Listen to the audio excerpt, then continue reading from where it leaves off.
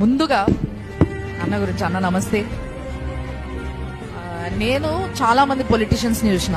దాంట్లో కొంతమంది పొలిటీషియన్స్ మనకి ఇది సెట్ అవుతుందా, అది సెట్ అవుతుందా చూసుకొని ఎల్లనో ఒక దాంట్లో సెట్ అయిదాం అనుకుంటారు. ఇంకొంతమంది పొలిటీషియన్స్ ఉంటారు, ఎవరు పిలుస్తారా అని ఎదురు చూస్తారు. కానీ ఈ రెండు రకాలు ఈయన కాదు. ఈయన ఎట్లా అంటే మనని వీళ్ళెవ్వరు ఎంకరేజ్ చేయరు, మనకి మనమే సొంత దారి వేసుకోవాలి, ఆ దారిలో నడవాలి, ఎంతో మందికి ఇన్స్పిరేషన్ అవ్వాలి అనుకునే వ్యక్తే ఈ రామచంద్ర అన్న.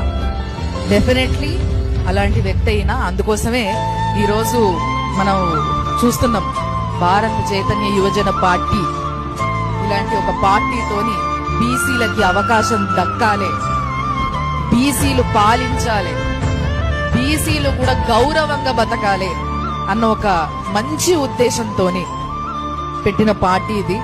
ఆ పార్టీ